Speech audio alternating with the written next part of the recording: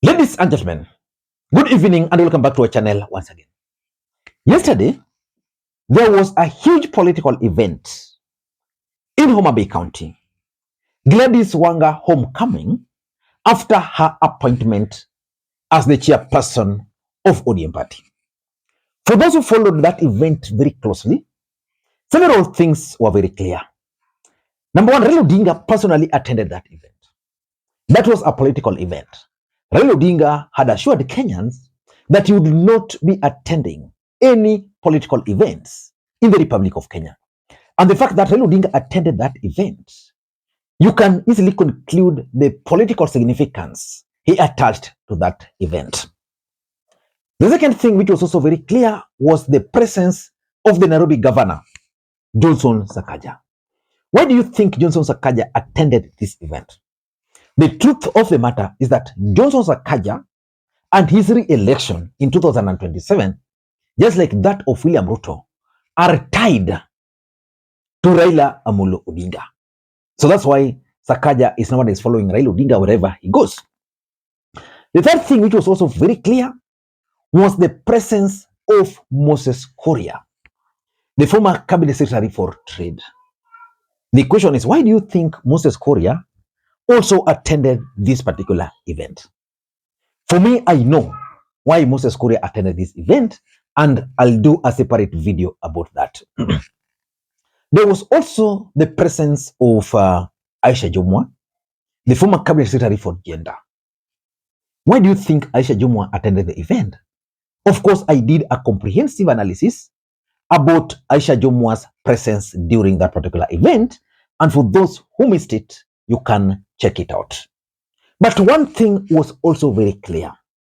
The kind of the reception which Babu Owino received in Homabay, that reception actually shocked majority of ODM members, especially those who believe that Babu Owino doesn't have a space in ODM party. In this video, I want us to do a critical analysis about that reception of Babu Owino, because at some point, the audience were clearly demanding for Babu Owino to address them.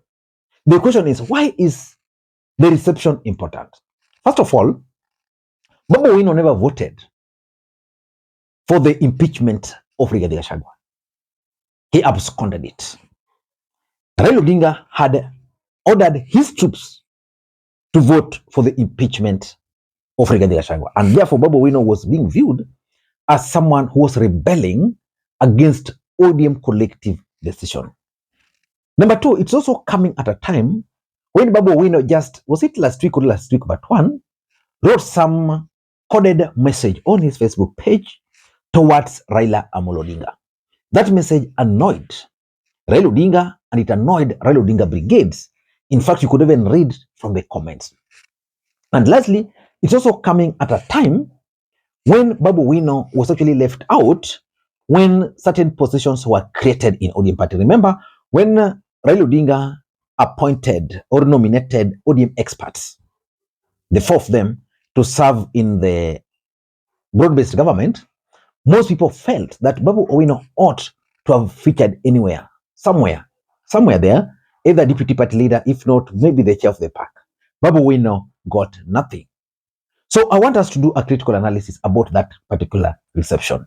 But before we do that, for those who are watching this channel for the first time, please take a second or two, click the subscribe button so that next time we produce a video like this, YouTube will automatically notify you. And to the subscribers, I want to continue thanking you guys for your continued support, because without that support, this channel cannot be where it is. Ladies and gentlemen, without any further ado, allow me to dive in. But again, before I dive in, allow me to also take this opportunity to thank the following people. You are seeing their names there for the coffee which they sent to me earlier today. It goes a long way in supporting this channel. You can also do the same using the numbers you are seeing on your screen. A cup of coffee only goes for 200 shillings, but you can do more. Ladies and gentlemen, first of all, if you followed that event, one thing was clear, that there was a determination to either deny Babu Owino the opportunity to speak or to ignore him altogether. I want you guys to watch this particular clip when the audience were demanding for Babu Owino to speak and let me know in the comment section what you have observed. Let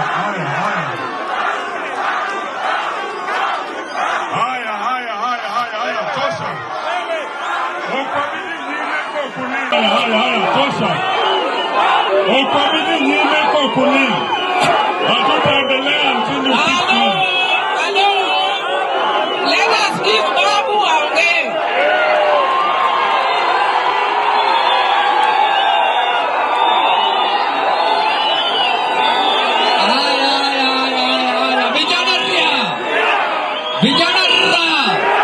Vijana team, wazee kelala, warembo wamama mwe, majenzi tiagas,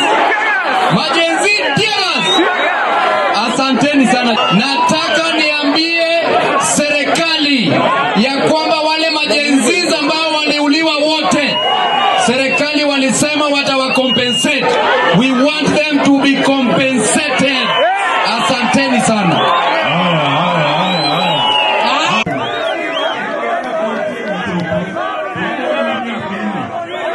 What have you observed from that clip? Again, allow me to also play this particular clip because you all know that Junet Mohammed is a very close ally of Raila Odinga. Listen in to Junet Mohammed. Wale watu ambaye wanalete mjadala ya bandia, ya ujinga na ya uongo, ati hao wanataka kurithi baba, mimi natoa warning hapa nikiwa Bobi. That is an act of treason. Ukiongea juu ya kurithi baba, utalimwa ndani ya hii town kama burukenge. Tumeelewana? Baba ndio atakuwa na sisi, awe Addis Ababa, awe hapa Kenya, awe Somalia, awe Sudan, sisi baba yetu ni mo. Kama unataka viti ndogo ndogo kama hii ya Gladys Wanga yangu na nyingine, wewe tafuta tu, lakini ya baba kachonjo, tutakulima kama viazi. Asanteni sana. From that alone, it was clear that the message by Junet Mohammed was actually directed at Babu Owino. So for me, after studying the whole event, the kind of reception Babu Owino received in Homabay, I'm coming with the following analysis. Number one, Babu Owino cannot be ignored as far as ODM politics is concerned. Babu Owino cannot be ignored as far as Raila Odinga's succession politics is concerned. There is a way Babu Owino resonates so well with the supporters of ODM party and supporters of Raila Odinga for that particular matter. I was telling a friend of mine sometimes back, we were just having some discussion, and the friend was really concerned because he's one of those guys who support Babu Owino.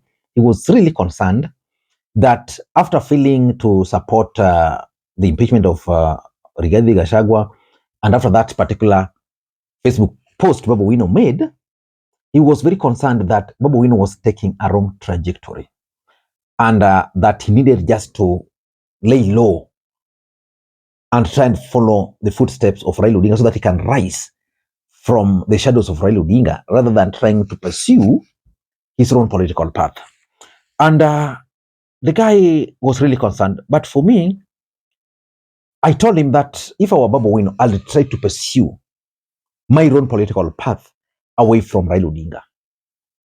And after some time, I started noting something, that people were really concerned about the trajectory Babu Owino was taking, because they believed that Babu Owino can actually succeed Raila Odinga, but he needed not to go against Raila Odinga, because Raila Odinga supporters are very funny. The moment you try to go against them, against Raila Odinga, then they view you as an enemy. So Babu Owino was going to inherit enemies. So when he went there, I thought the crowd was not going to receive him. But Babu Owino was received, which simply tells you that there is no way you can ignore Babu Owino as a factor in ODM party. After Raila Odinga, that is. So that's number one. The second thing, which is also very clear from yesterday, is that Babu Owino is also carrying aspiration of most of the young leaders or young generation within ODM party. Babu Owino is a lone ranger when it comes to other colleagues. I'm not so sure whether there's a member of parliament from Nyanza or from ODM party who is clearly aligning himself with Babu Owino. Probably because they view Babu Owino as young or something like that. But the young generation are fully behind Babu Owino. So if ODM intends to succeed in 2027, then they must ensure that people like Babu Owino are given a space, are guided. Because yes, his followers, Babu Owino has supporters within ODM party, and most of these supporters are young people.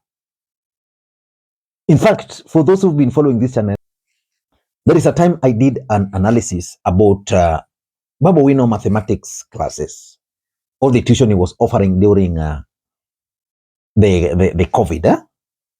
I was explaining to people that Babu Owino was teaching students, primary and secondary.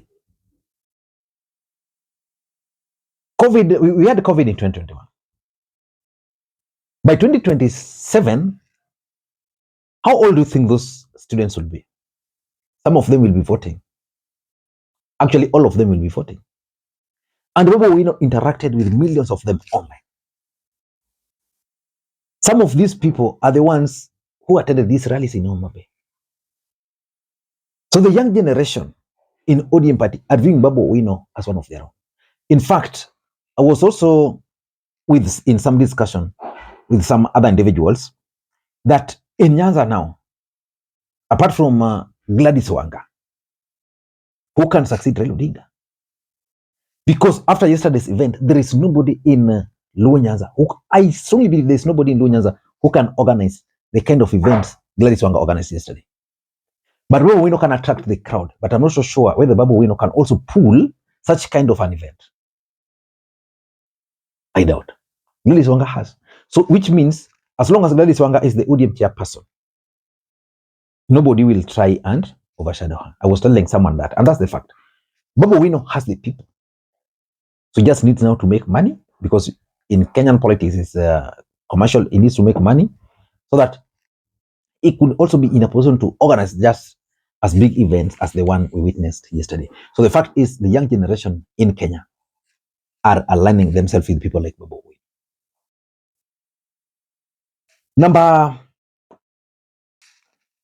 Number 3, and this is my unsolicited advice to Babu Owino. He must move very carefully. He must be very careful with what he says and what he posts.